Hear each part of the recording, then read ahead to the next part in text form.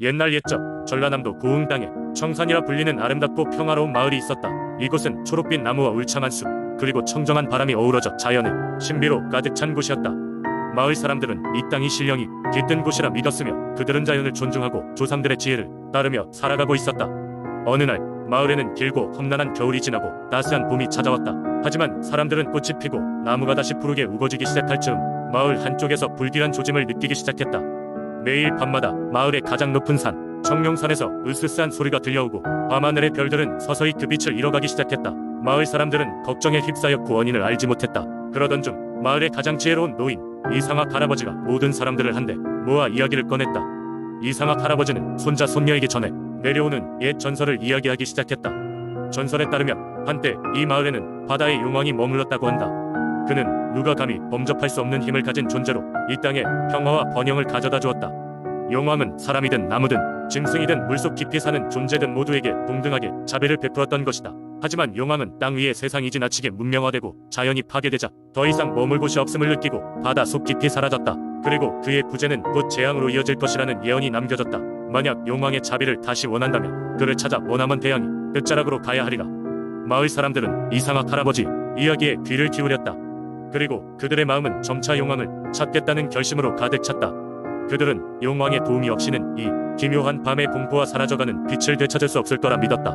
마을의 가장 젊고 용기 있는 청년 강남 이 자원하여 대양 건너 용왕을 찾는 강남은 힘차게 출항일을 준비하며 자신이 마을을 위해 해야 할 일을 다짐했다. 떠나는 날 그는 모든 마을 사람들이 지켜보는 가운데 보별 인사를 했다. 강남은 나침반도 지도도 없이 단지 마음속의 지혜와 용기를 바탕으로 미지의 여정을 떠났다. 그를 배웅하는 마을 사람들은 그에게 풍랑을 견디게 해달라고 하늘의 신에게 기도했고 오랫동안 그의 배가 수평선 너머로 사라질 때까지 손을 흔들었다. 강남의 여정은 시작부터 험난했다. 그는 한 차례 폭풍과 몰아치는 파도에 휘말렸고 나아갈 방향을 잃고 표류하기도 했다. 그때 그의 앞에 한 마리의 흰 갈매기가 나타났다. 신비롭고 은은한 빛을 띠고 있는 그 갈매기 뒤를 따라간 끝에 강남은 어느 작은 섬에 닿게 되었다. 그곳은 작은 연못과 아름다운 꽃들이 가득한 마치 이 세상이 아닌 듯한 고요함이 감도는 장소였다. 그 연못가에는 오래된 나무 한 그루와 작고 물빛이 찬란한 돌이 있었다. 강남은 돌에 새겨진 고대의 글귀를 발견했다. 그것은 용왕을 다시 찾기 위해서는 자신의 순수한 마음과 바람을 영상으로 남기라는 메시지였다. 강남은 그 자리에서 천천히 무릎을 꿇고 마음 깊은 곳에서부터 용왕에게 마을을 구해달라는 진정한 소망을 빌었다. 그의 진실한 소원이 연못에 물결 위에 퍼져나갔을 때 섬의 중심에서 빛이 발하기 시작했다. 그 빛은 곧 강남을 감싸 안았고 그는 마치 꿈속에 있는 듯한 환영 속에 잠겨들었다. 꿈속에서 그는 용왕을 만나게 되었다. 용왕은 고결하고 위엄있는 모습을 한 옛날 이 마을의 수호자였다. 강남은 용왕에게 마을의 고난과 자신의 간절한 소망을 털어놓았다.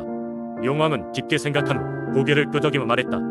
너의 진실한 마음이 나를 다시 깨어나게 했구나. 돌아가서 전해라. 내가 힘을 다해 다시 그대를 도우리라. 강남은 깨어나서 보니 섬 주위가 푸르고 맑은 바다에 둘러싸여 있었다. 그는 성공적으로 자신의 사명을 완수하고 마을로 돌아갈 수 있었다. 그의 용기와 헌신은 결국 마을에 다시 빛을 되찾아뒀고 밤하늘의 별들은 예전처럼 반짝였다. 마을 사람들은 용왕의 자비와 강남의 굳건한 용기를 영원히 기억하기로 했다. 그리하여 고흥이 청산마을 이야기 속에서 용왕의 전설은 세대를 거듭하며 전해지게 되었다. 이는 마을 사람들에게 자연과 조화로운 삶을 살고 고난 앞에서도 굳건히 서야 한다는 교훈을 전달하였다. 두 번째 이야기 옛날 옛적 강릉의 작은 어촌 마을에는 바다의 여신의 마녀에 대한 전설이 전해져 내려오고 있었다. 이 여신은 바다를 지배하며 날씨와 파도를 조종할 수 있는 능력을 가지고 있었다고 한다. 마을 사람들은 바다에 나갈 때마다 해마녀에게 안전을 기원하며 작은 재물을 바치곤 했다. 해마녀는 평소에는 온화한 성격이었지만 누군가 그녀의 바다를 더럽히거나 약속을 어길 경우 무서운 폭풍우를 일으켜 마을에 큰 피해를 주곤 했다. 그래서 마을 사람들은 항상 바다와 자연을 존중하며 살아야 한다는 것을 알아야 했다. 어느 날 젊고 용감한 어부인 철수가 있었는데 그는 해마녀의 존재를 믿지 않았다. 그는 바다에서 큰 물고기를 잡고 돌아와 마을에서 가장 부유한 사람이 되고자 했다. 철수는 바다로 나가기 전 아무런 재물도 바치지 않았고 오히려 해마녀를 조롱하며 출항했다. 바다로 나가자마자 철수의 배는 전에 없던 풍부한 물고기 떼를 만나게 되었다. 그는 기뻐하며 물고기들을 잡기에 바빴고 곧 배는 물고기로 가득 찼다. 그러나 그가 욕심을 부리며 더 많은 물고기를 잡으려고 할 때 갑자기 하늘이 어두워지기 시작했다. 해마녀가 분노한 것이었다. 순식간에 거센 폭풍우가 몰아쳤다. 물결은 거대해졌고 철수의 배는 이리저리 흔들렸다. 아무리 노력해도 방향을 잃었고 결국 배는 큰 파도에 휩쓸려 떠내려가고 말았다. 철수는 바다에 빠져 정신을 잃었지만 꿈속에서 그는 해마녀를 만나게 되었다. 그녀는 맑고 푸른 바다에서 철수를 누려보며 말했다. 내 바다를 더럽히고 나를 조롱한 대가를 치르게 될 것이니라. 하지만 나의 자비를 구한다면 너를 살려줄 수도 있다. 철수는 모든 것이 자신의 잘못임을 깨달았다. 그는 캐마니어에게 용서를 구하며 앞으로는 바다를 존중하고 어촌 사람들에게도 자연을 파괴하지 말라고 교육할 것을 약속했다. 캐마니어는 그의 진심 어린 반성의 마음이 누그러져서 그를 해안가로 데려다 주었다. 철수는 마을로 돌아와 캐마니어 이야기를 모두에게 전했고 사람들은 다시는 자연을 경시하지 않기로 맹세했다. 그 후로 마을은 큰 태풍이나 재해 없이 풍요로움과 평화를 누리며 철수의 이야기는 경고의 메시지로 우세에 전해지게 되었다. 세 번째 이야기. 옛날 옛적 성남의 청계산 깊숙한 곳에는 한 마을이 있었습니다. 이 마을 사람들은 자연과 조화를 이루며 살았지만 그들에게는 큰 고민이 있었습니다. 매년 여름 비가 내리지 않아 가뭄에 시달렸고 마을은 곡식이 자라지 않아 굶주림에 처했습니다. 마을 사람들은 이곳저곳 기우제를 지내고 하늘에 비를 내려달라고 기도했지만 상황은 나아지지 않았습니다. 어느 날 마을의 가장 현명한 노인이 꿈을 꿨습니다. 꿈에서 그는 푸르딩딩한 용이 하늘로 날아오르며 마을에 비를 내리는 모습을 보았습니다. 노인은 이 꿈이 하늘의 계시라고 생각하고 마을 사람들에게 말했지요. 청계산 정상으로 가서 용을 찾아야 합니다. 그 용이 우리 마을에 비를 가져다 줄 것입니다. 마을 사람들은 노인의 이야기를 듣고 몇 명의 용기 있는 청년들이 용을 찾아 청계산으로 떠났습니다. 청년들은 울창한 숲을 헤치고 가파른 산길을 올라 청계산 정상에 다다랐습니다. 그곳에서 그들은 상상을 초월하는 아름다움을 보았습니다.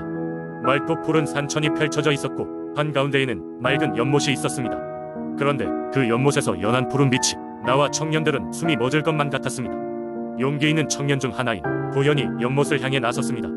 그는 연못가에 무릎을 꿇고 마을의 고난과 비를 내려달라는 소망을 간절히 기도했습니다. 그때 연못에서 용이 모습을 드러냈습니다. 그 용은 하늘을 가로질러 날아오르며 하늘 높이 올라가 마을을 향해 날았습니다. 하늘은 어두워지고 금세 큰 비가 내리기 시작했습니다. 도현과 청년들은 비에 흠뻑 젖은 채로 기뻐하며 산을 내려왔고 마을 사람들은 오랜만에 비를 맞고 환호했습니다. 그날 이후로 마을에는 더 이상 가뭄이 들지 않았습니다.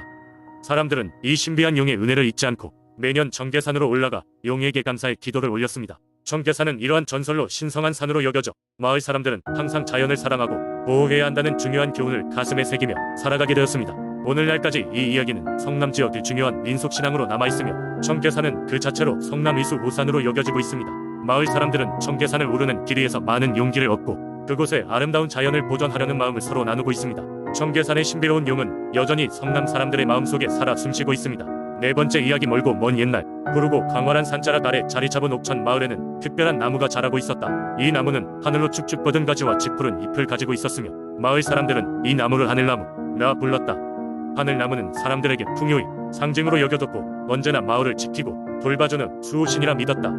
말을 하기 시작한 처사이부터 나이가 지긋한 노인까지 하늘나무는 모두의 친구였다. 하지만 하늘나무에 얽힌 전설이 있었다. 그 옛날 이곳에는 무서운 가뭄이 찾아온 적이 있었다. 날이 갈수록 계곡의 물은 마르고 농작물은 시들어갔다. 사람들은 점점 두려워하고 있었다. 그때 마을의 한 젊은 여인이 이상한 꿈을 꾸게 되었다. 꿈속에서 그녀는 신비로운 나무 정령을 만났는데 그는 마치 남루한 옷을 걸친 노인의 형상을 하고 있었다.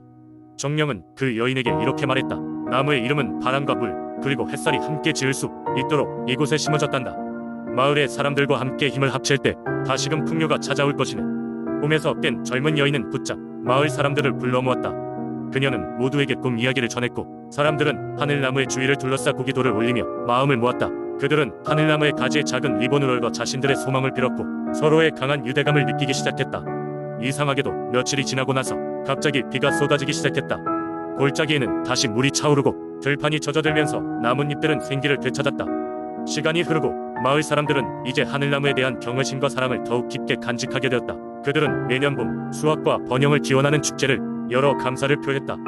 하늘나무 주변은 꽃과 다양한 장식물로 화려하게 꾸며졌고 마을 사람들은 서로의 손을 잡고 전통춤을 추며 노래를 불렀다. 이 전통은 하늘나무 축제로 오늘날까지도 옥천 사람들의 삶에 깃들어 있다. 하늘나무 이야기는 단순한 전설이 아니라 마을 공동체의 힘과 끈끈한 유대가 어떤 기적을 만들어낼 수 있는지를 보여주는 상징이 되었다. 그리고 그 이야기는 세대 간에 전해 내려오며 지금까지도 옥천의 산과 들을 지나는 바람에 실려 속삭이고 있다.